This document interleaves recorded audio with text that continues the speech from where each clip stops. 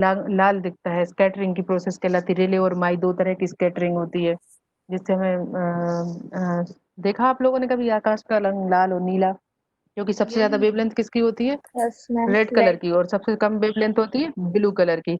फिर कुछ रेज आती है, वो हमारे किसी भी ऑब्जेक्ट पर आती है और उस वो सीधी क्या हो जाती है, रिफ्लेक्ट हो जाती है और सैटेलाइट के पास जाती है। देखिए मेरे कर्सर दिख रहा होगा, सैटेलाइट के पास जाती है। तो सैटेलाइट्स में जो सेंसर्स लगे हुए रहते हैं वो उस एनर्जी को कोड कर लेते हैं, और उस एनर्जी को कोड जो है वो नंबर्स में करते हैं। तो उन नंबर्स को हम बोलते हैं digital number, DN value. Clear? अब ये डीएन वैल्यू, अब उसके बाद कुछ तो उसने रिफ्लेक्शन वाली कर ली, तो जो जितनी भी चिकनी सतहें होंगी वो सारी की सारी रिफ्लेक्ट हो जाएगी। तो सब सब चीजें रिफ्लेक्ट हो जाती, तो वो कैसी दिखती हैं? व्हाइट कलर की दिखती हैं। और कुछ चीज जब एक चीज एब्जॉर्ब हो जाए, एक कलर एब्जॉर्ब हो जाए, बाकी का सब रिफ्लेक्ट हो जाए, तो वो कलर दिखने लगता है। क्लियर? क्लियर ये बात है ना? Yes yes ma'am. तो जितनी भी चिकनी सतह की चीजें होंगी वो रिफ्लेक्ट हो जाएंगी और हमें कैसी दिखेंगी? व्हाइट दिखेंगी। तो क्या क्या व्हाइट दिख सकता है? हमें मकान व्हाइट दिख सकता है, हमें सैंड ड्यून्स व्हाइट दिख सकते हैं, हमें समतल सड़क व्हाइट दिख सकती है। ठीक है। अब कुछ एनर्जी जो है वह एब्जॉर्ब हो जाती है। एब्जॉर्ब हो जाती है कौन कौन सी? जैसे पानी में देखना, आप पानी गर्म हो जाता है। हमारी खुद की भी बॉडी, अगर हम सन में खड़े हो जाएंगे तो पहले हम कैसे हो जाएंगे? पहले हम ठंडे रहेंगे, फिर हमारे अंदर आएगा तो हमें आंच लगनी शुरू होगी, गर्मी लगनी शुरू होगी, हम गर्म हो जाएंगे। उसके बाद अगर आप मुझे छू के देखोगे तो मैं गर्म लगूंगी। इसका मतलब क्या हुआ कि मैंने पहले वो एनर्जी एब्जॉर्ब करी, अब मैं उस एनर्जी को क्या करने लगी? ट्रांसमिटेड करने लगी, है ना? तो अब ये तीनों प्रकार की एनर्जी जो होती है, इमिटेड, इनकमिंग, रिफ्लेक्टेड और ट्रांसमिटेड, ये तीनों की तीनों एनर्जी को सैटेलाइट इमेज जो है वो क्या कर लेती है? एब्जॉर्ब कर लेती है। और सॉरी, सैटेलाइट इमेज, सैटेलाइट के जो सेंसर्स होते हैं वो कोडेड कर लेते हैं, डिजिटल नंबर में कोड करते हैं। और ये डिजिटल नंबर में कोड होने के बाद हमारे पास ये शाद नगर है हैदराबाद के पास, वहां पर ये वैल्यूज आती हैं। इन वैल्यूज को वो लोग पिक्चर में नंबर में कन्वर्ट करते हैं, और ये पिक्सल जो है वो पिक्चर एलिमेंट जो है वो पिक्सल कहलाती हैं।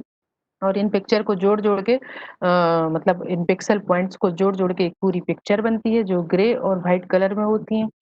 फिर इन पर जो है जो शेडो पड़ गई तो शेडो भी आती है, हाइट की शेडो आती है, तो उन शेडो को रिमूव किया जाता है, लेट लॉन्ग वगैरह सब डाले जाते हैं, प्रोजेक्शन डाला जाता है।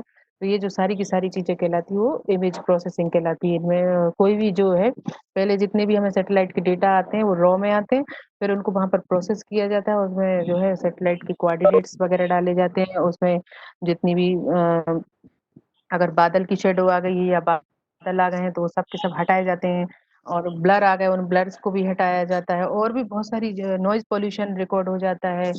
कभी जो अपना एरोप्लेन जा रहा है तो उसका धुआं भी उसमें रिकॉर्ड हो जाता है। तो इन सब चीजों को रिमूव करके जो है हमारे पास इमेज जो है वो प्रोसेस होकर आती है। अब इसका जो सैटेलाइट का ये तो हो गई कि कैसे किस तरीके से हमारे पास डेटा आता है। अब इसकी क्रियाविधि क्या है, मेथोडोलॉजी क्या है? तो जिस तरीके से हम अपनी अर्थ देखते हैं, तो हमारी अर्थ क्या होती है?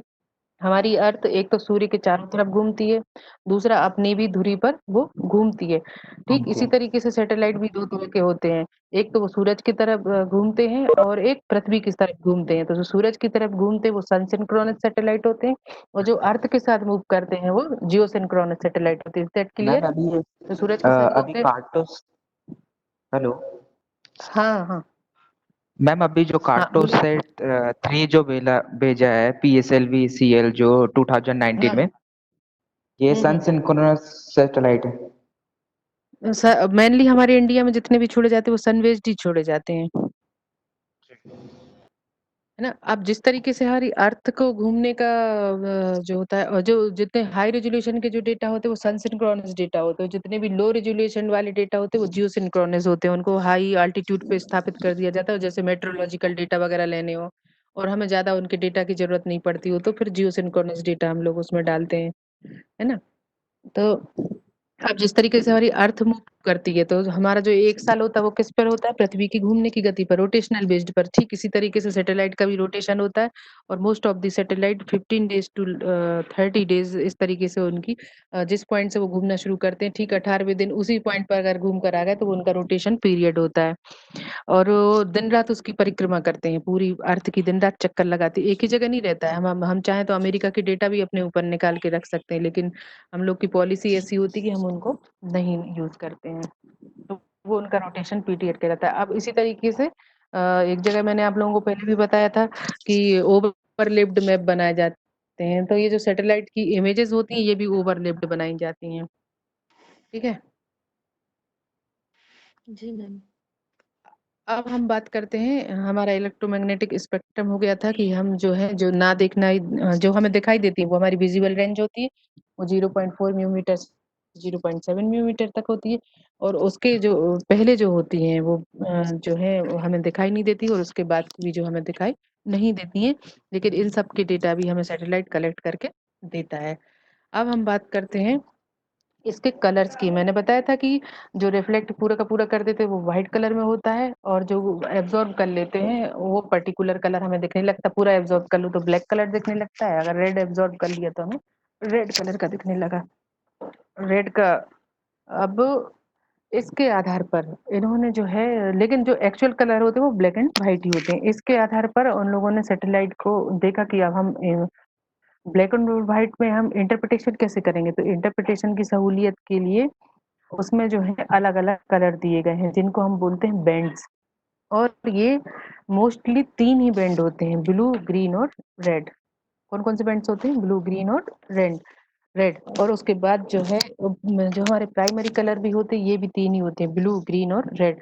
लेकिन सुरक्षा की दृष्टि से, जैसे आप लोगों को मालूम है कि आर्मी को ग्रीन कलर के कपड़े इसलिए पहनाए जाते हैं आर्मी मैन को, कि ताकि कि वो झाड़ियों में आराम से छुप सकें। ग्रीन कलर के टेंट बना दिए।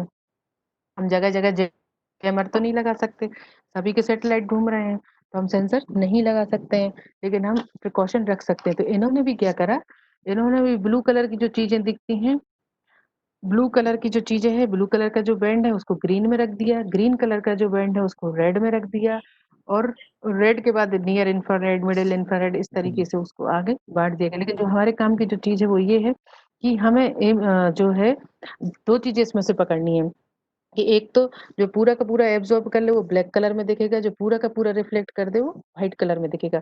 लेकिन जो ग्रीन कलर की चीजें हैं वो हमें कैसी दिखेंगी? रेड कलर में दिखेंगी। क्यों? क्योंकि ये ब्लू कलर का बैंड जो है वो ग्रीन में दिखता है, ग्रीन कलर का बैंड जो दिखता है वो रेड कलर में दिखता है। और प्राइमरी कलर भी हमारे कितने होते हैं? तीन ही होते हैं। कौन कौन से? ब्लू, ग्रीन और रेड। और इन तीनों कलर को मिक्स करके कितने कलर बन गए? हमारे 7 कलर बन गए। और 7 कलर को के बाद क्या होता है कि बहुत सारे और भी कलर दिखते हैं। नेरोलैक वाले तो बोलते कि तुम कितने ही आके लगा लो। तो जो बहुत 3 एक्चुअल कलर्स के बाद हमें 7 कलर्स मिलते हैं। और 7 कलर्स के बाद जो हमें कलर्स मिलते हैं वो कहलाते हैं टोन। क्या कहलाती हैं? टोन। ठीक है। कलर कौन से एक्चुअल हैं अपने? 3, ब्लू, ग्रीन और रेड। ब्लू कलर का किस में दिखेगा? ग्रीन में। ग्रीन कलर का किस में दिखेगा? रेड में। और बाकी की बारी क्या कहलाएंगे? टोन। बाकी जो टोन। कलर्स हैं वो कहलाएंगे टोन। तो हम जितने भी ऑब्जेक्ट्स हैं, जितने भी लैंड यूज के ऑब्जेक्ट हैं वो टोनल वेरिएशन के आधार पर ही निकालते हैं।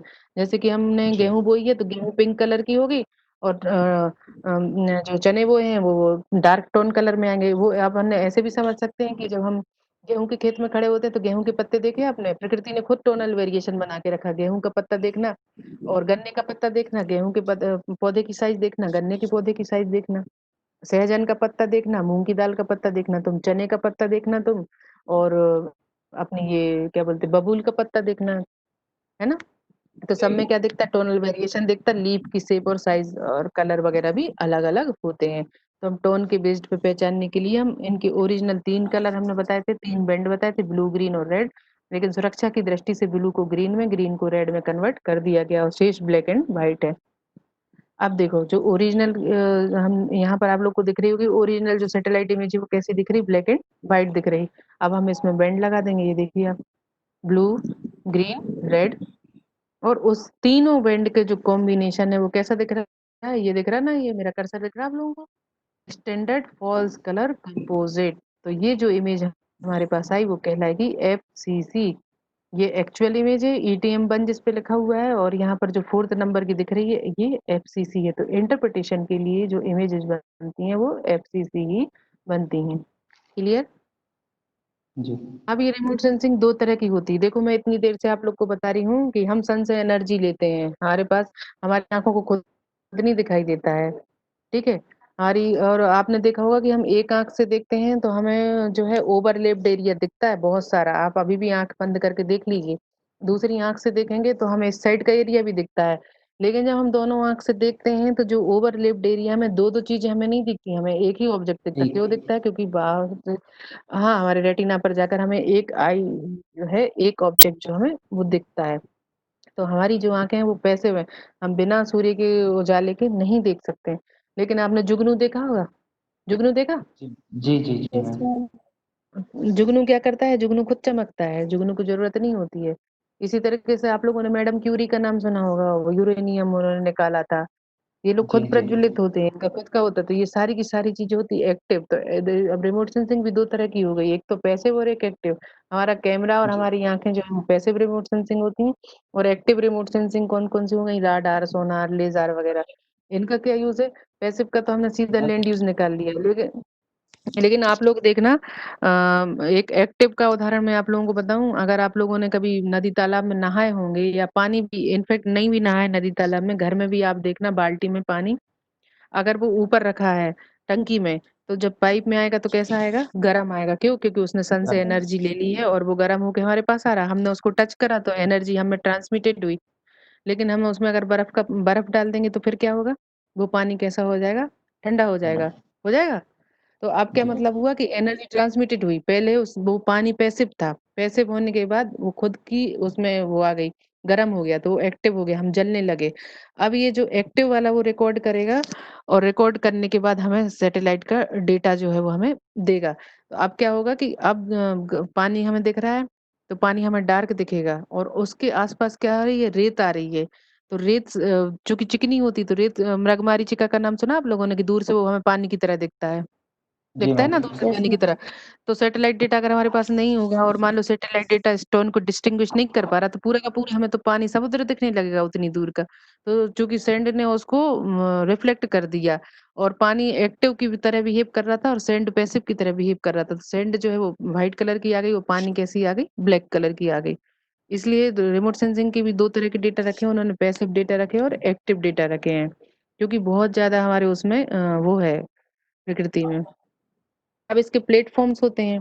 इसके तीन प्लेटफॉर्म होते हैं, एक तो ग्राउंड बेस्ड होता है, एक एयरक्राफ्ट होता है, और एक सैटेलाइट होता है। ग्राउंड बेस्ड क्या हो गया कि हमने कैमरा लगाया और फोटो खींच ली, मोबाइल लिया और फोटो खींच ली। एयरक्राफ्ट क्या हो गया? एरोप्लेन में हमने कैमरा रख दी और खींच दिए, एरियल फोटोग्राफ मिल गया। और सैटेलाइट क्या हुआ? एक आसमान में हमने एक निश्चित प्लेटफॉर्म बनाया, एक निश्चित हाइट पे बनाया, और वहां पर हमारा सैटेलाइट जो है वो भेज दिया। ठीक है।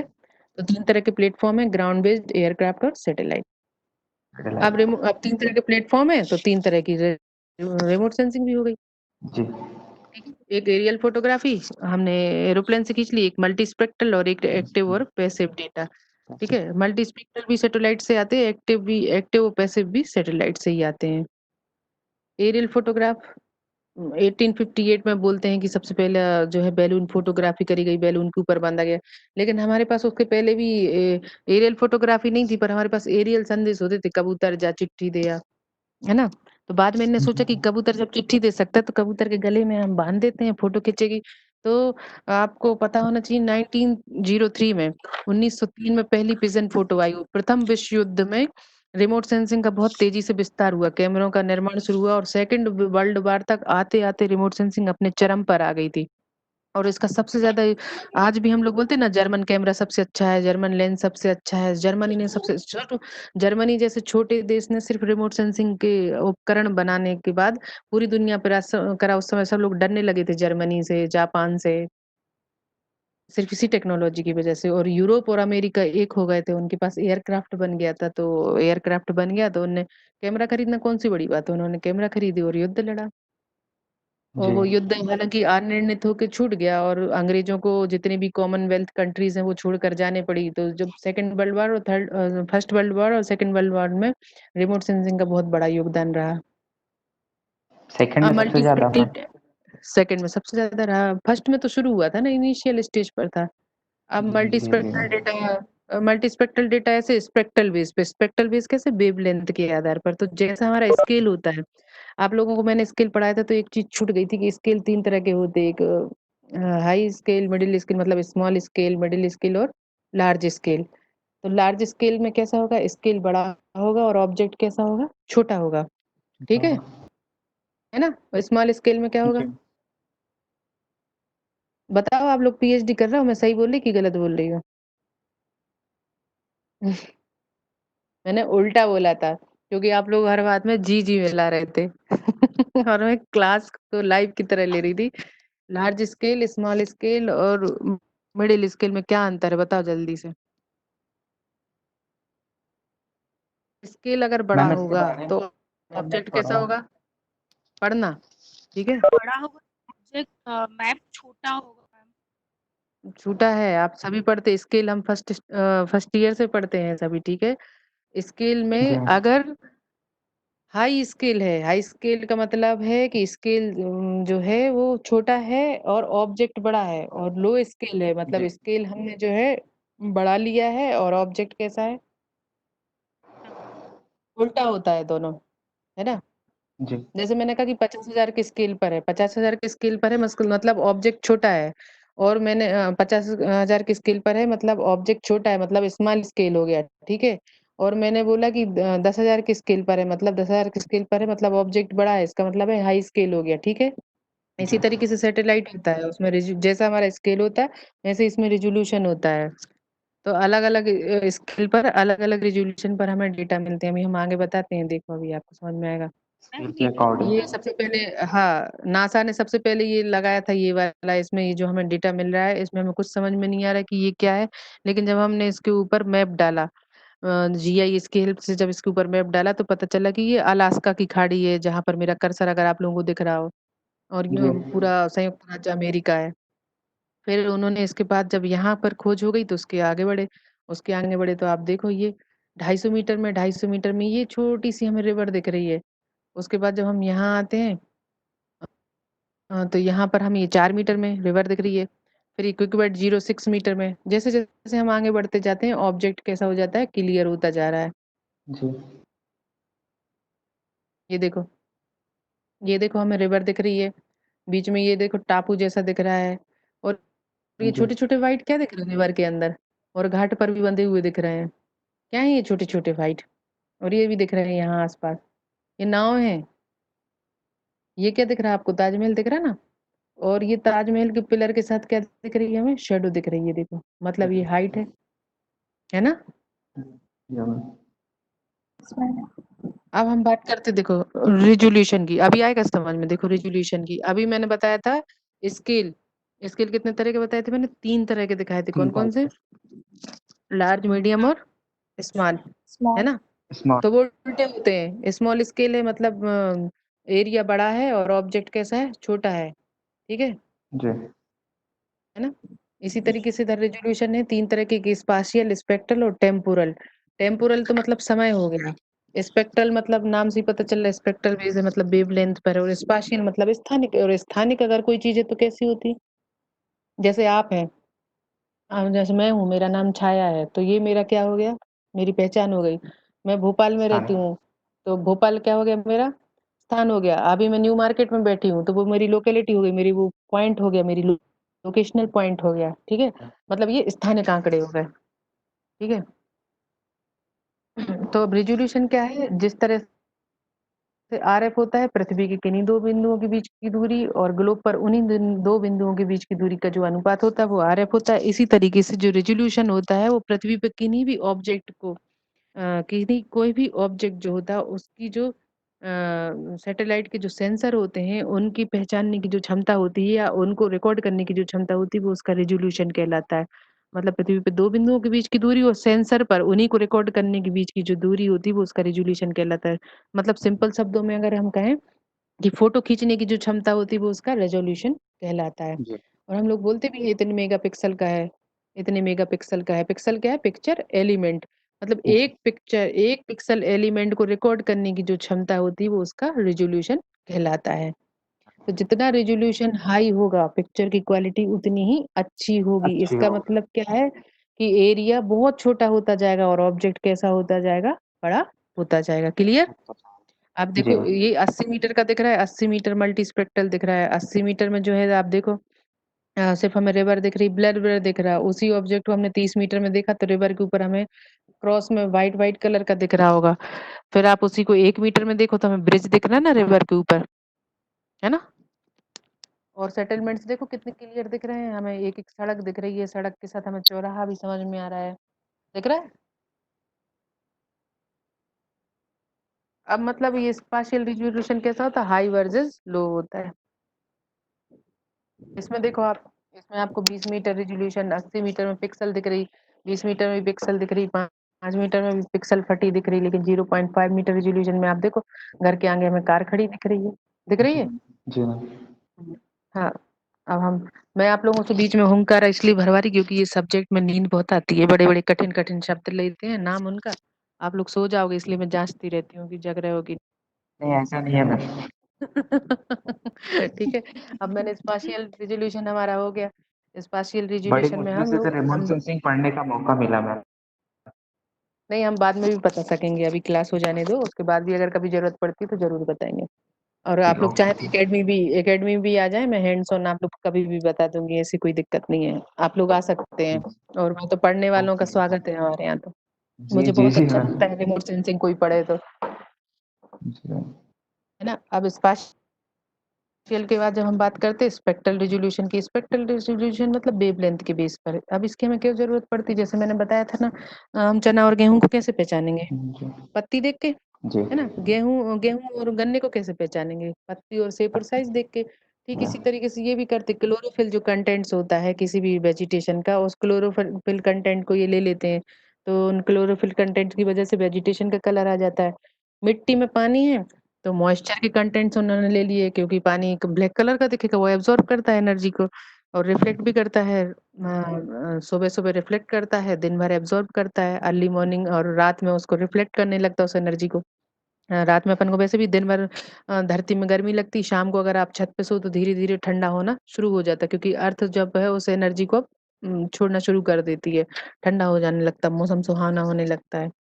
तो जी जितनी भी पिक्सल हैं, जितनी भी अर्थ में जितने भी फीचर्स हैं, उनकी छोटी छोटी पिक्सल्स की एनर्जी को ये कोड करता है, वेवलेंथ के बेस पे कोड करता है, और हमें एक स्पेक्ट्रम मिल जाता है, उसके बेस पे हम निकाल सकते हैं कि जो सॉइल वेजिटेशन कैसी है वहां पर। अगर सॉइल बेयर सॉइल है, पानी की कमी है, तो वहां पर वेजिटेशन कैसी होगी, वेजिटेशन नहीं होगी ना वहां पर, अगर पानी की कमी होगी तो, है ना, जी। कि होगी, डेजर्ट नो होगी नहीं नहीं होगी, मैम, एक्चुअली हो नहीं रही है होगी। राजस्थान में, बट पानी आ गया वहां तो हो रही है।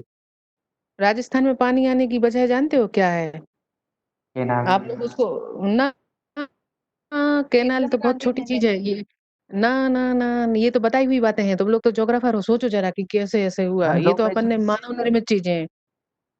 लो प्रेशर। हम्म। आप लोग को पता है पहले राजस्थान में क्या थे, अरावली की डेजर्ट। पहाड़ी याद है, जी मैम अभी भी है।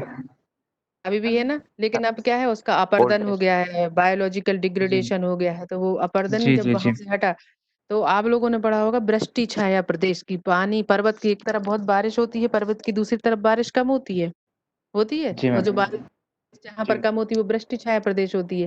अब जो पहाड़ के वहां कटने से क्या हुआ है कि वृष्टि छाया प्रदेश कम हुआ है, इस वजह से आप देखना राजस्थान में बाढ़ें आने लगी। राजस्थान में बाढ़ आने का कारण ये नहीं है कि नालों में कचरा भर गया है, म्यूनिसिपल कॉर्पोरेशन का, इसकी वजह से पानी निकल के बाहर आ जाता है। अतिवृष्टि भी इसी वजह से होने लगी, पहले राजस्थान में अल्पवृष्टि होती थी, अल्पवृष्टि इसलिए होती थी क्योंकि वहां पर वृष्टि छाया प्रदेश बन जाता था, the rain shadowed areas covered most of the part of the Rajasthan. लेकिन अब आप देखो वहां पर अच्छी बारिश हो रही है। एक तो ये कारण हुआ, दूसरा कारण ये है कि आपका भी कहना सही है कि कैनाल बनी है तो एवोपरेशन रेट हाई हुआ है, एवोपरेशन रेट हाई मैम होने से भाप, हाँ। मैम एक्चुअली उस वहाँ राजस्थान में वेस्टर्न साइड में रेनफॉल नहीं होती थी, बट केनाल के बनने के कारण उधर पानी आ गया है, तो वहां पर अब सब इरिगेशन होता है, कृषि अच्छे से होती है। और उसके ईस्टर्न पार्ट में तो हाँ, ऑलरेडी मैम वर्षा होती थी। वेस्टर्न पार्ट में भी तो अच्छी बारिश हो रही है आज राजस्थान में, तो दो कारण है ना उसके, एक तो यही अपर्दन और दूसरा ये एवोपरेशन। कैनाल की वजह से एवोपरेशन होता है, बादल वहां घने होते हैं, जैसी तेज धूप पड़ती बादल नीचे गिरने लगते हैं। दोनों जी कारण हुए हैं अपनी अपनी जगह से। दूसरा सरफेस, जैसे जैसे सरफेस वाटर बढ़ता है तो लिनियामेंट्स भी हैं वहां पर, पोरस वो भी है, जमीन भी पोरस है, तो जो जी ग्राउंड वाटर है, ग्राउंड वाटर भी बड़ा है, ग्राउंड वाटर बढ़ने से भी वहां पर वेजिटेशन ग्रो हुई है। कई सारे जी मैम। फैक्टर्स है जो एक साथ वहां पर काम करें, मतलब हम वहां पर कोरिलेशन निकालें तो क्लाइमेटिक फैक्टर से ज्यादा तो वहां के लोगों को धन्यवाद दे दो कि उनने वहां पर जो है पहाड़ तोड़ दिए।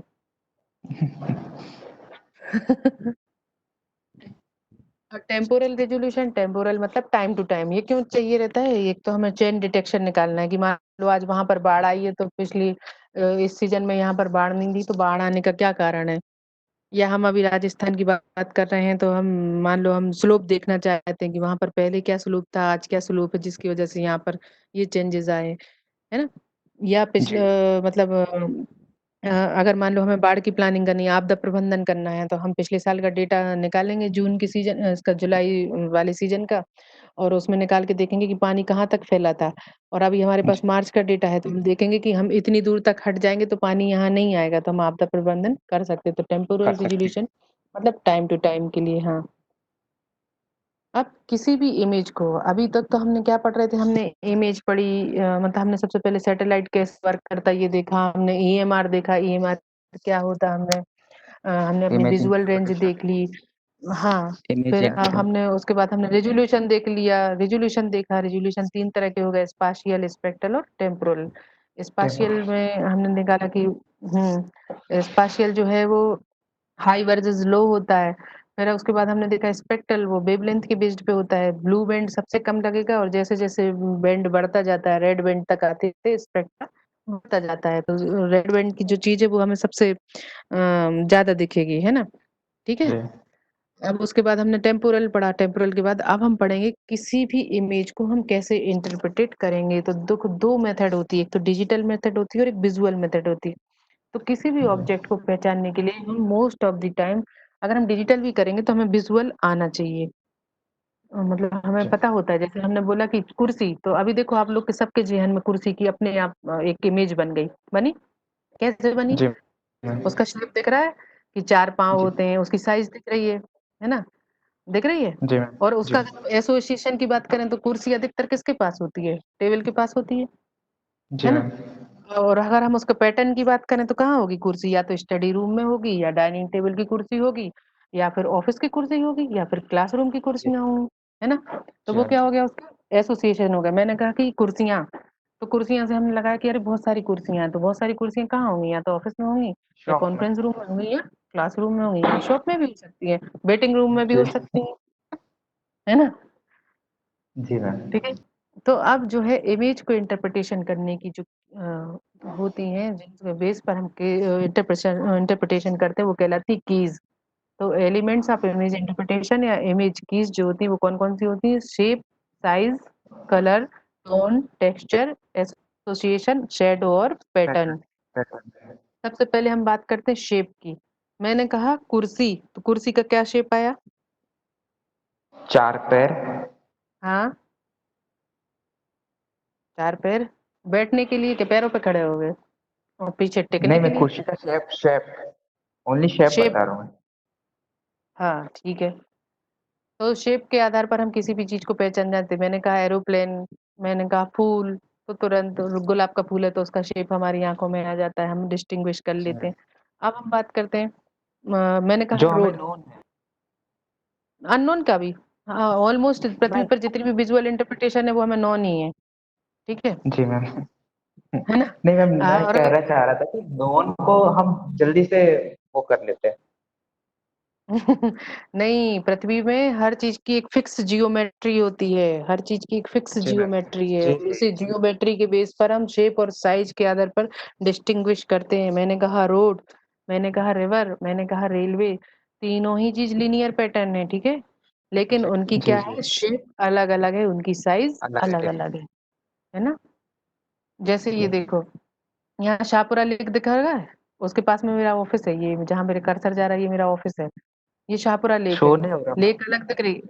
हाँ, मैम शो शो नहीं हो शो रहा नहीं हो मैम रहा है। आएगा आएगा।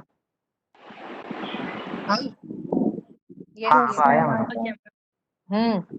तो ये जो दिख रहा है, ये शेप दिख रहा है, तो इससे हम डिस्टिंग्विश कर सकते हैं कि ये लेक है। ठीक है, लेकिन ये जो काले काले और दिख रहा है, ये क्या है? ये तालाब है। क्या है ये? वाटर बॉडीज वाटर बॉडीज है, तालाब है। तालाब क्यों बोल रही हूँ मैं उनको? क्योंकि इनका चौकोर शेप दिख रहा है, और अगर ये गोल दिखता तो हो सकता था कि वो, या तो कोई मतलब ओवल शेप में दिख रहा होता तो हम बोल देते कि स्विमिंग पूल है। गोल दिख रहा जी होता तो हम बोल देते कि ये कुआं है। ठीक है। इसी तरीके से आप जी देखो, मैम ये जो आ रही है, ये रोड जा रही है, लेकिन इसका शेप कैसा दिख रहा है? चार तरफ से रोड मिल रही, तो ये क्या है? चौराहा है। चौराहा। ठीक है। अब यहाँ पर देखो आप, यहाँ पर जो है, यहाँ जहाँ मेरा कर्सर जा रहा है, यहाँ पर क्या दिख रही है? रोड ही दिख रही है, लेकिन बीच में हमें ये दिख रही है आड़ी आड़ी लाइनें दिख रही, तो ये क्या है? रेलवे ट्रैक है, ये हबीबगंज रेलवे स्टेशन के आसपास का एरिया है। ठीक है। इसी तरीके से यहाँ देखो, यहाँ ये कालियासोत रिजर्वायर लिखा हुआ दिख रहा है, और ये बंड जी दिख मैम। रहा है, उसका सफेद सफेद बंड दिख रहा है, और उसके बाद तुम ये देखो सर्पिलाकार की एक लाइन जा रही है, ये क्या है? रिवर। रिवर, रिवर है। लेकिन आप देखो, उसी के बाजू से, कालियासोत के बाजू से, ये देखो बिल्कुल पतली सी काली लाइन जा रही है, और उसके दोनों साइड व्हाइट व्हाइट कलर की लाइन जा रही है। ये क्या है? ये कैनाल है। क्या कैनाल। है? जी मैम। कैनाल है। कैनाल। हाँ, ये देखो, ये भोपाल लेक वर्ल्ड की इकलौती एक ऐसी लेक है जो छिपकली की शेप की है, और उसके मुंह में ऐसा लगता है कि छिपकली ने जो है कीड़ा दबा के रखा हुआ है। और एक और खूबसूरती देखो इस लेक की, कि आप लोगों ने सुना होगा कि राजा भोज ने 365 नदी नाले जोड़कर जो है उनको कोई रोग हुआ था, चर्म रोग, तो बोला था कि 365, हाँ, तो उन्होंने बनाया था। तो आप देख सकते हैं कि भोपाल लेक में, ये देखो यहाँ से जहाँ मेरा कर्सर मूव कर रहा है, ये देखो रिवर जा रही है। और इस चीज को आप कमला पार्क के जी पास जाके महसूस भी कर सकते हो। कमला पार्क के सामने जब आप खड़े होंगे तो वहां पर देखेंगे तो आपको दो मैम, धारा अलग बहती हुई दिखेंगी। इसका अब अच्छा एग्जाम्पल आप है जब फ्लाइट वो होती ऊपर उड़ती है मैम, तब बहुत अच्छे से देखने को मिलता है लेक का नजारा। हाँ, हाँ टेक दिखता है, ऑफ तब भी दिखता है। बहुत अच्छे से दिखता है मैम। बॉम्बे के लिए अगर उसमें, कभी। हाँ, तो उसमें उसमें आपको रिवर दिखती है जाती हुई? हाँ मैम, दिखता है जब नीचे रहते हैं तब। हाँ, दिखता है। पर सेट अब हर कोई तो रिवर में उड़ के जाएगा नहीं, तो सॉरी, मतलब उसमें फ्लाइट में तो उड़ के जाएगा नहीं, तो नहीं मैम, मैं सिर्फ बता रहा हूँ कि अच्छा दिखता है, बहुत अच्छे से हाँ, दिखता है एरियल मैम। अच्छे एरियल व्यू दिखता है। अच्छे से समझ में आता है। हाँ, जी।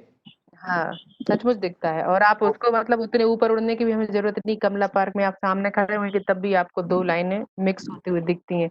तो ये पूरी की जी जी पूरी जी रिवर उसमें जाती हुई हमें दिख रही है। मैं ये कहना भी चाह रही थी साथ में आप लोगों को, ये देखिए, ये जी यहाँ पर जहाँ मेरा कर्सर मूव कर रहा है वहां दिख रहा जी मैम। है ना? तो हमने जी अब हम बात करते शेडो की। तो छाया किसकी बनती? जिसकी ऊंचाई होती। तो शेडो की हमें क्यों जरूरत पड़ती? जैसे कि हमने अभी उसके पिलर देखे थे आप लोगों ने पहले, कहाँ के? ताजमहल के। जी हाँ, तो हाइट से पहचान गए। यहाँ एक ऑब्जेक्ट आप लोगों को दिख रहा है, ये पानी की टंकी। तो ये जो पानी की टंकी की अगर हमें शेडो नहीं दिख रही होगी तो हमें ऐसा लग रहा होगा कि घर बना है किसी ने बड़ा सुंदर सा, वहां पर गोल जी गोल जी बना दिया है। तो हमें अगर पानी की टंकी गिनना है तो हम शेडो से गिनेंगे।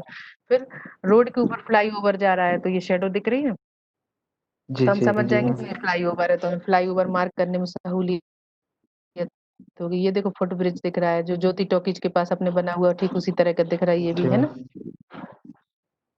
अब टोन और कलर क्या बताए थे मैंने, कि कलर तो कैसे थे अपने? 3 नेचुरल कलर थे, उसके बेस पे 7 बने, फिर उनमें जो है वो दूसरे कलर मिक्स होते गए और नई नई टोन बनती गई। तो टोनल वेरिएशन के थ्रू भी हम लोग पहचान सकते हैं। जैसे कि यहीं पर कुछ पिंक कलर की दिख रही, कुछ रेड कलर की, तो हम उसको मार्क करके और ग्राउंड पर जाकर देख सकते हैं, वेरीफाई कर सकते हैं। तो रिमोट सेंसिंग डेटा का एक ड्रॉबैक ये है कि यहाँ पर हम सिर्फ 60% एज्यूम कर सकते हैं कि पर्टिकुलर ये ऑब्जेक्ट है, लेकिन 40% के लिए हमें ग्राउंड ट्रुथिंग, ग्राउंड पर जाना ही पड़ेगा, फील्ड सर्वे हमें करना ही पड़ेगा। करना ही पड़ेगा। हाँ, करना पड़ता है। मेरी खुद की थीसिस में भी मैंने ये चीज लिखा हुआ है कि मतलब मतलब 60% तक मैंने, मेरा खुद का वर्क था, तो मैंने अपने उसमें देखा कि 50-60% हम निकाल सकते हैं, लेकिन हम 100% रिमोट सेंसिंग डेटा को रिलाई नहीं कर सकते हैं, क्योंकि इंटरप्रिटेशन में भी मिस्टेक्स होती है और पिक्सल भी एक दूसरे को वो कर लेती है। अब जैसे पानी भरा हुआ है, तो आपने मैक्सिमम लाइक्लीहुड क्लासिफायर यूज करा और उसका इंटरप्रिटेशन कर दिया, तो सॉइल में भी पानी रहता है, तो वो उसको भी पानी में गिन देगा और उतनी एरिया तुम्हें कैलकुलेट करके दे देगा, जी है ना? अब ये देखो, इसकी टोनल वेरिएशन की अगर हम बात करते हैं, तो देखो लेक के, आप लोगों को दिखने लगी ये स्लाइड? हाँ, तो लेक के आसपास दिख रहा है ये पूरा का पूरा वेस्टलैंड है, ये फॉरेस्ट टाइप का लैंड है। लेक के अंदर भी देखो आप, थोड़ा सा ये रेड कलर दिख रहा है, मतलब ये वेजिटेशन, ये घर जो भी अपना ये लगा रहता है उसमें, क्या बोलते हैं, सिंघाड़े विंगाड़े की खेती हो रही है। ये रिवर दिख रही है जाती जी हुई, जी देखो यहाँ तक, है ना? लेकिन यहाँ देखो ये जंगल है, श्यामला हिल्स वाला एरिया, और वन विहार है, जी सॉरी हाँ वन विहार है। जी हाँ, तो वन विहार वाला हम एरिया देखेंगे तो देखो आप, अलग दिख रहा है। और यहाँ इसी तरीके से ये वाला एरिया देखेंगे हम, ये वाला। तो यहाँ पर जो है हमें शेप इसका अलग दिख रहा है, इसका शेप और साइज अलग दिख रहा है, इसका शेप और साइज और टोनल वेरिएशन अलग दिख रहा है। इसका मतलब ये है कि ये जो है खेती है, और इसका शेप और साइज अगर हम देखें और इसका जब हम लैंड देखें तो इसका लैंड यूज का जब पैटर्न देखें तो हमें हिली अलग लगता एरिया। है कि ये जंगल है, हाई लैंड है, हिली एरिया है, मतलब ये जी जंगल है। इसी तरीके से ये देखो, इसका पानी हमें बहुत ब्लू दिख रहा है और इसका पानी हमें ब्लैक क्यों दिख रहा है? क्योंकि इसकी डेप्थ ज्यादा है और इसमें सिल्टेशन हाँ, कम और है, इसकी डेप्थ इसमें कम। सिल्टेशन ज्यादा है, इसमें जी सिल्टेशन ज्यादा है, इससे डेप्थ कम है, इसलिए हमें ऐसे दिख रहा है। इसी तरीके से यहाँ पर देखो, यहाँ यहाँ किनारों पे पानी ज्यादा है। आप देखना कि जैसे ही हम वीआईपी रोड से बहुत सारे लोग कूद के मरते तो जिंदा नहीं उखड़ते। एक तो वहां पर किले हैं तो किले में फंस के मर जाते हैं, दूसरा वहां पानी की डेप्थ बहुत ज्यादा है ना।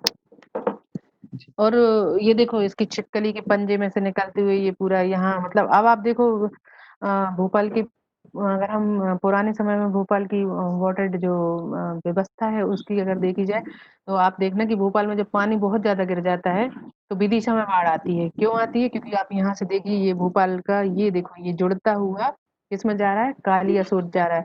कालिया सोत किसके ऊपर बना हुआ है? इसका पूरा का पूरा पानी किसमें जाता है? बेतवा रिवर में जाता है। वो बेतवा रिवर कहाँ से निकलती है? विदिशा से निकलती है। इसलिए भोपाल में पानी विदिशा ज्यादा से। गिर रहा है तो विदिशा में बाढ़ के हालात पैदा हो जाते हैं। इसी तरीके से आप मोतिया तालाब और ये अपने यहाँ पर जाएंगे, अपनी ताजुल मस्जिद के पास, वहां पर दो तालाब है। तो पहले तालाब का पानी उबलता है तो दूसरे में आता है, दूसरे का आता है तो तीसरे में आता है। तो यहाँ का ये ड्रेनेज सिस्टम की खूबसूरती है, ये अपना राज्य बचाओ और दूसरे को डुबाओ।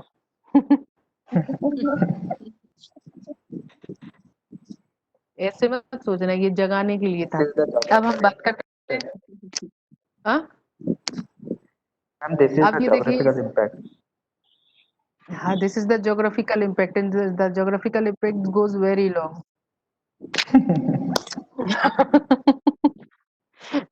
And we should develop this thing. हमें हर जी चीज को मैम। ज्योग्राफिकल व्यू से देखना चाहिए। अब एक और बिकॉज कार्टोसैट की एक इमेज है, देखो इसमें, because you are a geographer, और जो जोग्राफर होता है वो बिना चप्पल घिसे जोग्राफर नहीं बनता है। बनता है। अब हम ये बात करते हैं रिसोर्स सेट डेटा जो लिया हुआ है, इसमें हम लोगों ने इस पर पूरा काम करा था। नरसिंहपुर के पास सिवनी डिस्ट्रीब्यूटरी बनी थी, उस पर ये काम करके दिया हुआ था। तो ये देखो क्या हुआ था कि जब ये कैनाल थी तो कैनाल को लोगों ने, अब किसानों ने अपने हिसाब से तोड़ लिया था, तो ये पूरे में पानी भरा हुआ दिख रहा है। ये कोई पॉन्ड नहीं है, कैनाल तोड़ ली गई है। इनने सोचा तो कौन नहीं पाइप हो पाइप रहा डालना, तो ये देखो, हाँ, शो होगा क्या होगा। स्लाइड। अब आया? दिख रहा नो है। मैम। आया? आ आया? गया। हम्म, थोड़ा लेट होता है। तो ये देखो, इसमें देखो दो तरह की हमें वेजिटेशन भी दिख रही है। यहाँ पर ये पिंक कलर दिख रहा है और ये डार्क पिंक कलर दिख रहा है। तो ये पे जो है वो चने की खेती है, और ये काहे की खेती है? ये जो दूसरी बाजू दिख रही है, गन्ने की खेती है। गन्ने और की ये खेती पानी में भी, है। हाँ हाँ, और ये दूसरे में भी ये देखना कि ये पानी ये नहीं है कि ये पॉन्ड है। एक्चुअली इन्होंने क्या करा है कि कैनाल फोड़ ली है, इसलिए यहाँ इनके खेतों में पानी भर गया है। ठीक है, ये देखो ये, जी और ये पिक्सल जो है उसको पानी में ही इंक्लूड कर रहा है, ये देखो। अब हम बात करते हैं टेक्सचर की। टेक्सचर क्या होता है? क्या होता है टेक्सचर? स्वभाव। टेक्सचर किसी भी चीज का ने- टॉप कैसा है? किसी भी चीज का जी टॉप कैसा है? वो खुरदुरा है कि स्मूथ स्मूथ है? है कि खुरदुरा है। अगर खुरदुरा होगा तो क्या होगा? सन की रेज आएगी, तो जो स्मूथ रेडिएट होगा होगी। उससे तो वो तुरंत, हाँ, रिफ्लेक्ट हो उससे जाएगी। तो तुरंत वो रिफ्लेक्ट हो जाएगी। और जो, हाँ, तो जो रेंज होगी ना, रेंज जो है वो फ्लक्चुएट होगी। तो क्या होगा? फ्लक्चुएट होकर इमेज हमें मिलेगी। जी तो जैसे सड़क में गड्ढे हैं कि गड्ढे में सड़क है, मतलब सड़क में गड्ढे हैं कि गड्ढे में सड़क है, ये भी हम सैटेलाइट इमेज से तुरंत इंटरप्रिटेट कर सकते हैं। और भोपाल में तो दोनों तरफ खुदा है, नीचे भी खुदा पड़ा और ऊपर भी खुदा है, दोनों जगह खुदा है। तो टेक्सचर जो है, टेक्सचर से हम निकाल सकते हैं कि जंगल है कि खेत है कि सड़क में गड्ढे हैं कि गड्ढे वाली सड़क है। इस तरीके से हम टेक्सचर के बेस पर निकाल सकते हैं। जी मैम। अब ये देखो, एक टेक्सचर का ये बड़ा अच्छा एग्जाम्पल है, इसकी मैंने पिक लगा के रखी है। आपको बोर्ड ऑफिस चौराहा दिख रहा है एमपी नगर का? दिख रहा है? दिखने नहीं लगा? मैम, टेक्सचर में सिर्फ आएगा। Interpretation forest. हाँ अब तो हो रहा है मैम। जरूरी नहीं है कि हम फॉरेस्ट का इंटरप्रिटेशन देखें भाई। टेक्सचर तो सभी का होता है। देखो ये झुग्गी झोपड़ी वाला एरिया है, तो झुग्गी झोपड़ी का जो टेक्सचर है वो बिल्कुल देखो अलग दिख रहा है ना आपको, ये स्लम एरिया लिखा दिख रहा है व्यापम के पास। और इसी तरह जी से मैम। इसका टेक्सचर आप देखिए, इसका टेक्सचर देखिए, यहाँ पर गवर्नमेंट जितनी भी बॉडीज हैं, तो गवर्नमेंट के बंगले बने हुए हैं, इनका टेक्सचर देखो, इनका शेप देखो, इनकी साइज देखो। तो टेक्सचर का मतलब ये नहीं होता कि सिर्फ हम फॉरेस्ट लैंड आइडेंटिफाई करें या हम एग्रीकल्चरल लैंड आइडेंटिफाई करें। हम टेक्सचर के बेस पर अर्बन एरियाज में भी डिफरेंट सेटलमेंट्स निकाल सकते हैं। इवन तो आप देखो ये सड़क पर गड्ढे दिख रहे हैं, दिख रहा है, और जी सड़क पे पेड़ भी दिख रहा है, पेड़ की शेडो भी आ रही है, देखो सड़क पे कितने गड्ढे हैं। और आपको सड़क पे हमें व्हाइट व्हाइट कलर की देखो कारें भी दिख रही हैं, जी मैम। जो जो व्हाइट व्हाइट कलर जा रहा है ये सब कार है। और ये देखो जी आप, ये फॉरेस्ट, ये एक्चुअली पेड़ है, ये जो गड्ढे गड्ढे टाइप के दिख रहे हैं ना, ये पेड़ हैं पूरे के पूरे। बिल्डिंग के आउटसाइड है। हाँ, और ये देखो रोड कैसी उखड़ी पड़ी है रोटरी के आसपास, जहां पर मेरा कर्सर जा रहा है, बोर्ड ऑफिस से जब हम चेतक ब्रिज की ओर जाते हैं, और चेतक ब्रिज देखो कितना स्मूथ दिख रहा है, लेकिन जी उसकी मैम। जो बाउंड्रीज है वो उखड़ी हुई दिख रही हैं। जी क्लियर? ये बहुत सारे लोगों को गलतफहमी होती है कि हम टेक्सचर के बेस पर सिर्फ फॉरेस्ट लैंड निकालते हैं। अब हाइट और डेप्थ की बात करते हैं। जैसे कि हाइट होती है तो क्या बनती है, शेडो बनती है। तो हमें जैसे कि फुट फ्लाईओवर वगैरह सब पहचानने हैं, तो हम हाइट देखेंगे, उसकी शेडो बनेगी। और डेप्थ देखेंगे तो इनर भी बनती है, इनर शेडो भी बनती है ना। जब आप देखना बहुत गहरा कुआं होता है तो काला काला दिखने लगता है, पानी के साथ साथ पानी भी काला दिखता है, जबकि पानी काला नहीं होता है ना। जी मैम। हम्म, तो डेप्थ का यूज हम कहाँ पर करेंगे, वाटर बॉडी के लिए। हाइट।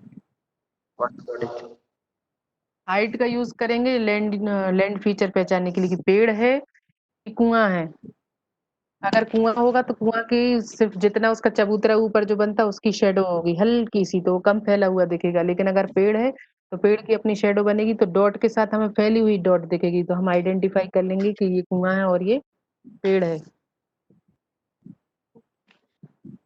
एसोसिएशन क्या, मैंने बताया था कुर्सी के साथ टेबल होती है, ठीक है। जी मैम। रामचंद्र जी के साथ हनुमान जी होते हैं। और क्या बोलते हैं जो है अपना, जैसे रेलवे फाटक है तो रेलवे फाटक है, इसका मतलब क्या है कि रेलवे क्रॉसिंग जा रही है, तो रेलवे क्रॉसिंग के साथ रोड भी जा रही है और रेलवे ट्रैक भी जा रहा है। ठीक है, फ्लाईओवर जी बोल रहे हैं तो नीचे से भी रोड जा रही है, ऊपर से भी रोड जा रही है। एयरपोर्ट बोल रहे हैं, इसका मतलब क्या है, वहां पर सही है। अगर हम इंडस्ट्रियल एरिया बोल रहे हैं तो उसका मतलब क्या है, वहां पर चिमनी है, ठीक है। चिमनी है। और अगर मान लो जी। कहीं ईंटों के भट्टे बने हुए हैं, तो ईंटों की दीवार भी होती है, ईंटों के भट्टे भी होते हैं, लेकिन ईंटों की जो भट्टे बनते हैं तो भट्टे का एक पिरामिड टाइप का बनता है, उसका धुआं बनता है, तो हम अलग आइडेंटिफाई कर लेते हैं कि ईंटों के भट्टे हैं। अगर हमने बोला वेयर हाउस, तो खेत में वेयर हाउस भी होते हैं और खेत में क्या होते हैं, मकान भी होते हैं, लेकिन हम वेयर हाउस और खेत के मकान को आइडेंटिफाई कर लेते हैं। वेयर हाउस बोला मतलब कि रोड किनारे खेत में बना हुआ वो है, वेयर हाउस बना हुआ है, ठीक है। जी। और जितने भी नदी नाले होते हैं उनके आसपास हर बहेरा आंवले के पेड़ होते हैं, अधिकतर हर बहेरा होता है। तो अगर हमने बोला कि बहेड़ा का जंगल है, इसका मतलब है आसपास बड़े नाले घूम रहे हैं, नाले हैं वहां पर। अब यूनिकनेस क्या है रिमोट सेंसिंग डेटा की, तो एक तो बड़ा टाइम सेविंग है, फ्री फ्रॉम वाइज है, बड़ा सिनोप्टिक कवरेज है, बड़ा वाइड व्यू देता है, जिन आंखों से हम नहीं देख सकते उन आंखों से भी आगे की चीजें हमें दे रहा है। और मतलब बहुत सारी इंफॉर्मेशन देता है। एक एक सैटेलाइट इमेज से एक ज्योग्राफर है लैंड यूज बना लेगा, एक जियोलॉजिस्ट है वो जियोलॉजिकल चीजें बना लेगा, जियोमॉर्फोलॉजिस्ट उसी सैटेलाइट को यूज करके जी। मार्फोमेट्रिक एनालिसिस कर लेगा, है ना। सॉइल वाला सॉइल की मैपिंग कर लेगा, मिनरल वाला उसमें सॉइल मिनरल निकाल लेगा, फॉरेस्ट वाला फॉरेस्ट बाउंड्री देख लेगा। मतलब एक इमेज है तो एक अनार सौ बीमार वाला हाल है। एक इमेज के कई यूज है मालूम है। हमने लैंड यूज बना लिया, लैंड यूज से कम 108 लेयर तोड़ के बना ली अपनी, और बिना फील्ड पे गए। हमने यहीं कहीं बैठ के, एग्रीकल्चर वाला है तो उसने टोटल यील्ड प्रोडक्शन निकाल लिया, स्टैटिस्टिकल वाला है तो उसने सोशियो इकोनॉमिक डेटा बना लिया, उसने अपना लोकेशन के साथ उसने अपना डेटा दे दिया कि यहाँ पोस्ट ऑफिस है और इतनी सड़क से जाओगे तो यहाँ मिल जाएगा। बहुत सारे इसके यूजेस हैं। अब जैसे वाटर रिसोर्स मैनेजमेंट में तो हमने केस स्टडीज की निकाली थी, तो ये डाले थे उसमें। अब हम टोपोग्राफी टोपोलॉजी में क्या क्या देखेंगे, कंटूर, SRTM, टिन वगैरह, ये हमने कहाँ कहाँ से डेटा लिए ये डाला था। ये हमारा स्टडी एरिया था दूधी और बेबस, माइक्रो वाटर शेड लिए थे ना रायफिन के पास, ये उनका पूरा डिटेल निकाला था। ये लोकेशन मैप बनाया, जीआईएस की हेल्प से बनता है। इसका इंटरप्रिटेशन देखो, एक तो इंटरप्रिटेशन इसका एक विजुअल होता है, जो हमने सैटेलाइट इमेज की फोटो ली और उसको ट्रेस कर लिया, ठीक है। और जी दूसरा इसका डिजिटल होता है, वो जीआईएस बेस्ड होता है, सॉफ्टवेयर पर हमने करा। और इससे हम क्या बनाते हैं, थीमेटिक मैप्स बनाते हैं ऑलमोस्ट। ये हाइड्रोलॉजी हाइड्रो कंटूर बन गया, हाइड्रोजियोमॉर्फिक मैप बना, land use land cover map बना दिए, सॉइल मैप बना। इंटरवेंशन देखो इसमें क्या क्या आए थे। ये लूज बोल्डर चेक डैम्स बने हुए थे वहां पर, फोटो खींच ली थी जाके। तो कितने प्रेम से नहा रहे हैं पानी में बच्चे। ये मैम दिख पूरा नहीं रहा है, पोस्ट अभी फ्री। लोड हो रहा है। अच्छा, ये आया, आया। हाँ हाँ, अब जी आया। मैम। मैम आप पहले क्या दे रहे हो, उसके बाद में शो हो रही है इमेज हाँ मैं समझ गई। स्लाइड। हाँ मैं पहले इमेज शो करा करूंगी, फिर उसके बाद बोला करूंगी।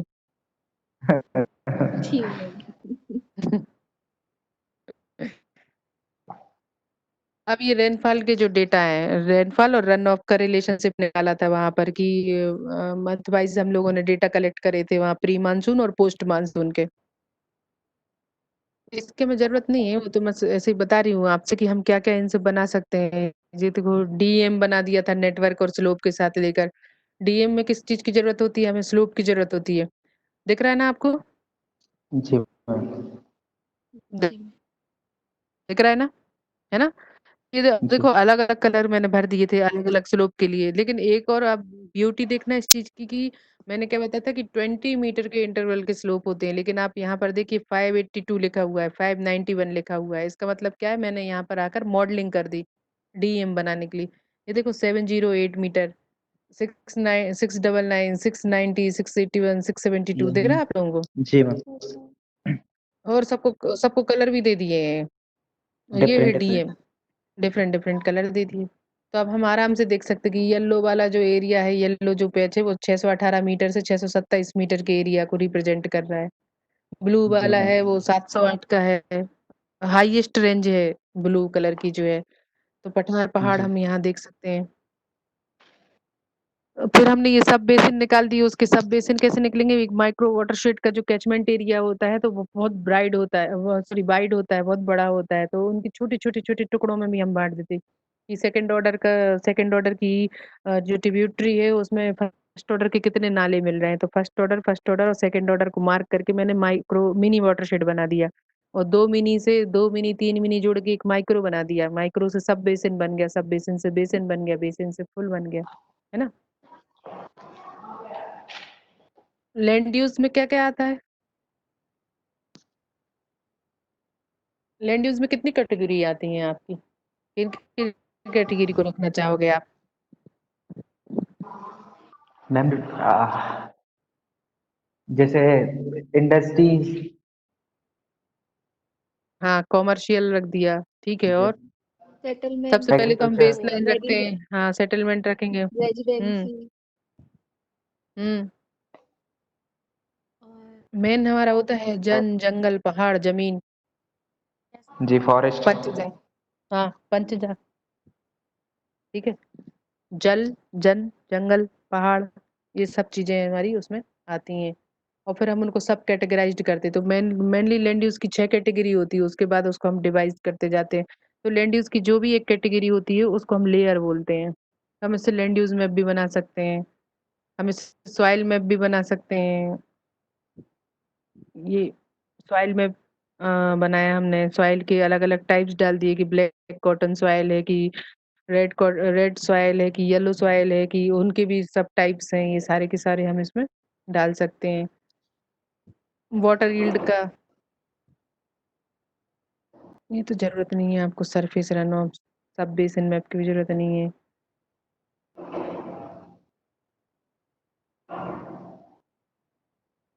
मैम जैसे जैसे टेक्नोलॉजी बढ़ते जा रही है, वैसे वैसे रेजोल्यूशन भी बहुत अच्छा होते जा रहा है। जैसे अभी जो सैटेलाइट छोड़ी जा रही है वो बहुत डेप्थ तक देख सक रही है। वो तो है। और अच्छे सेंसर्स जैसे जैसे सेंसर्स बढ़ते जा रहे हैं, वैसे वैसे हमारे लिए हाई रेजोल्यूशन का डेटा मिलता हुआ जा रहा है। अब देखो सैटेलाइट इमेज से हम किस तरह से चेन डिटेक्शन निकाल सकते हैं। और देखो इसका एनालिसिस तो मैंने आपको पहले भी बताया कि एनालिसिस जो है हम या तो विजुअल करते हैं या फिर हम सॉफ्टवेयर की मदद से करते हैं। तो अभी हम जब इसका विजुअल कर रहे हैं, मतलब हमने अभी इसकी स्लाइड बना ली या किसी भी उससे कर लिया, तो आप देखो हमारे पास 2006 की एक इमेज है और इसमें दिख रही ना आप लोगों को? जी मैम। हेलो। जी मैम 2006 दिख की रही हमारे है। पास इमेज है, इसमें मैंने कुछ पैच, हाँ, इसमें मैंने कुछ पैचेस बना के रखे हुए हैं। कपिल धारा एक प्रोजेक्ट चला था जिसमें खेतों में बलराम तालाब और कपिल धारा प्रोजेक्ट, खेतों में तालाब और कैनाल भेजी गई थी। तो 2006 में ये हाल था और 2014 में आप देखो, मैं फिर से दिखाती हूँ 2006 की इमेज, आप अच्छे से देखना। अब 2014 की इमेज देखो आप, किस तरीके से आप देखिए ग्रीनरी यहाँ पर बढ़ी है, किस तरीके से यहाँ पर टोटल यील्ड प्रोडक्शन हुआ है। और एज वेल एज आप देखिए यहाँ पर ये देखो कैनाल दिख रही है पूरी की है पूरी, ये देखो शो कैनाल नहीं हो बनी रही हुई मैम। दिख रही है आप लोगों मैम को? अभी अभी शो नहीं हो रही आएगी है। शॉर्ट आएगी। स्लाइड। जी अभी आने आ रहे हैं। एक्चुअली ये है भी उतना, पिक्चर है भी है ना ये, मुझे इसको पीडीएफ में कन्वर्ट कर लेना था, फिर आप लोगों को दिखाना था। आप इजीली अगली शो। क्लास अब ऐसी लूंगी मैं, पीडीएफ में कन्वर्ट करके। हाँ, पीडीएफ में कन्वर्ट कर दूंगी मैं। Yes ma'am. देखा 2014 में कैसा अंतर आया? नहीं नहीं दिखा दिखा मैम। मैम, अभी दिखाया नहीं। आएगा आएगा। हाँ मैम शो हो गई। हम्म। 14 का। मैम मैं तो काफी ज्यादा 14 का डेंस हो बहुत डेंस हो गया। अब इसी तरीके से अब ये 2006 की देखना, दूसरी वाली आएगी आपके पास एक और। आई। जी मैम। अब इसमें देखो कितने छोटे छोटे मक्खी टाइप के काले काले दिख रहे हैं, ये सब किस बलराम तालाब है, खेतों में खोद दिए गए थे, खेत तालाब बलराम तालाब जिनको बोलते हैं, दिखे आप लोगों को? जी जी जी मैम ये भी छोटे ईयर छोटे दिख रहे 2006 का है, छोटे छोटे तालाब है। अब ये सिंचाई की सहूलियत लोगों को हो गई, तो अब आप देखो आएगा कितनी इंडस्ट्री से रिवोल्यूट हुई है वहां, देखा? हाँ आ गया मैम। हम्म। जी। देखो कितना अंतर आया। ऐसे बहुत सारी चीजें हैं जो हम इनसे निकाल सकते हैं। ये कैनाल अब कई वाली सारे पॉइंट भी बन गए। हाँ हाँ, ये जी मैम। कैनाल गई 2006 में वहां पर। जी मैम। और उसके बाद देखी, ये देखो कैनाल बनाई वहां पर, कैनाल का नेटवर्क डाला। ड्रेनेज पैटर्न टाइप दिख रहा है। हाँ, कैनाल है ना, वो कैनाल है, ड्रेनेज नहीं है, कैनाल जी। बनाई है। वो जो आप राजस्थान वाली बात कर रहे थे वो यहाँ दिखाई मैंने आपको, देखो जी मैम। आया 2014 में। हम्म। 6 वाला शो कर रहा है मैम वो तो। हाँ, मिक्स ही तो डाला है मैंने, कैनाल भी है और उसके बाद वो भी है, ग्रीनरी भी है। 6 2006 अच्छा, शो 6 कर रहा है, आएगा आएगा। हाँ, अब आएगा। Part of Sagar and Chhatarpur district. हम्म। आया। No ma'am. नो मैम अभी नहीं आ रहा। चलो मैं इसकी वो डाल दूंगी आप लोगों को। आपको आप में से कोई भी मुझे एक व्हाट्सएप करना, तो मैं आपको इसकी वो दे जी दूंगी, स्लाइड जी मैम।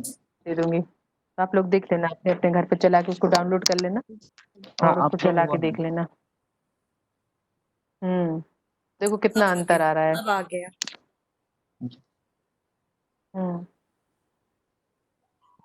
देखो हम लोगों ने एक सैटेलाइट इमेजेस से कितनी सारी चीजें निकाली।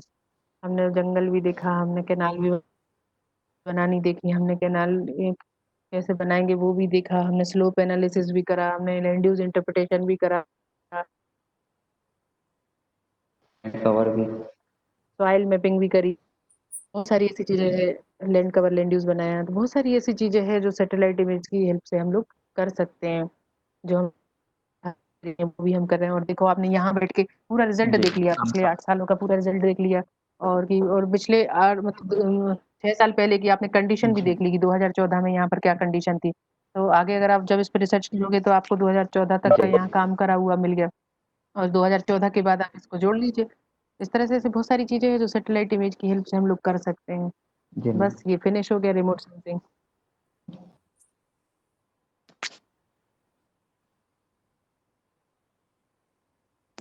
Ma'am what is the hello. Difference of active and hmm? Passive hello. Active and passive remote sensing.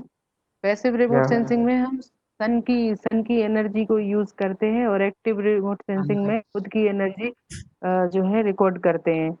तो उसमें इसमें क्या होता है कि जैसे कि मैंने पानी का आप लोगों को उदाहरण दिया था कि एक समय पानी पैसिव की तरह बिहेव करता है, वो उससे एनर्जी लेता है सन से, और दूसरे टाइम उसको एक्टिव की तरह बिहेव करता है। तो दोनों तरह की जो एनर्जी जो वातावरण से जा रही है उसको जो है सेंसर जो है वो रिकॉर्ड कर लेते हैं। तो दो जी तरह की रिमोट सेंसिंग बना दी गई है, एक पैसिव और एक एक्टिव।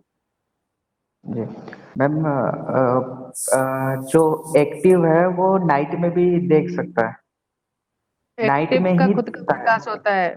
नहीं, नहीं, वो ऐसा कभी नहीं है भी कि देख नाइट में ही दिखता है। वो कभी कभी भी भी देख दिखता है, सकता उसकी खुद की है मैम। एनर्जी होती है। बट जो जैसे कि देखो, इसका सीधा-सा उदाहरण ये है कि जैसे हमारी आँख है, तो हमारी आँख को जब प्रकाश दिखता है, तो हम रात में भी तो देखते हैं, लेकिन हमने फिर बल्ब की व्यवस्था करके रखी है ना?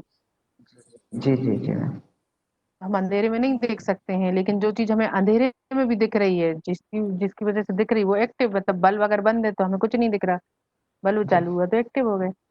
जी मैम, जैसे अभी रिसेंटली जो रीसेट छोड़ा गया था 2BR1, जो वो एक्टिव हुँ। था, और जो सन सिंक्रोनस जो 19 में छोड़ा गया था, जो सन सैटेलाइट था वो पैसिव था। वो उस समय हम लोग रिसर्च कर रहे थे ना इन सब चीज़ों पे, तो हमें उतनी वो नहीं थी। अब उन्होंने क्या करा है कि एक्टिव और पैसिव एक्चुअली होते नहीं है, उनके सेंसर एक्टिव और पैसिव एनर्जी को रिकॉर्ड करने में, सेंस करने में एबल होते हैं। बात जी एक्टिव और पैसिव नहीं की मैम, नहीं होती जो एक्चुअली एक्टिव और पैसिव होता है। मैम वो जैसे क्लाउड क्लाउड है तो फिर इमेज भी तो नहीं ले सकता ना मैम, कभी कभी होता है ना, क्लाउड की वजह से इमेज लेकिन कैप्चर नहीं। तो क्लाउड हमेशा नहीं रहते ना, हम कंटिन्यूअसली उस चीज़ को लेते हैं और हाँ ऐसा मैम, नहीं कि कभी एक ही कभी सैटेलाइट कभी निकलता है। हमारे पास उसमें 16 एक उसमें 4-4 कैमरा लगे रहते हैं, 16 कैमरे लगे रहते हैं एक प्लेट के ऊपर। तो एक रिवील हुआ, दूसरा हुआ और फिर कंटिन्यूअसली वहाँ से सैटेलाइट निकलते रहते हैं फटाफट, फटाफट, फटाफट, फटाफट, और एक दिन में कई बार वो रोटेट होते हैं। 24 घंटे में जी एक बार निकल गए, 18 दिन बाद फिर उसी लोकेशन पर आकर उन्होंने निकाली, तो बादल कितनी देर रहेंगे? और बादल जी की नहीं शैडो मैम तो एक्चुअली। आती ही है। अब सुनिए, जी बादल की शैडो तो आती ही है और हमारे पास बादल आते भी हैं, लेकिन हम लोग क्या करते हैं कि जो इमेज प्रोसेसिंग होती है उस सेंटर में बैठ के उन जो शैडो हैं, क्लाउडी एरियाज हैं, उनको रिमूव करते हैं और इमेज जो हमारे पास प्रोसेस होकर आती है। एक्चुअल इमेज हमारे पास नहीं आती। जी मैम, एक्चुअल इमेज एक्चुअली कुछ क्या भी नहीं है अभी खरीदेगा।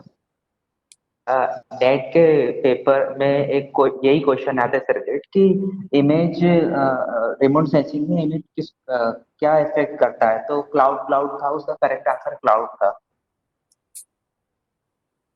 फिर से बोलिए क्या बोल रहे हैं आप?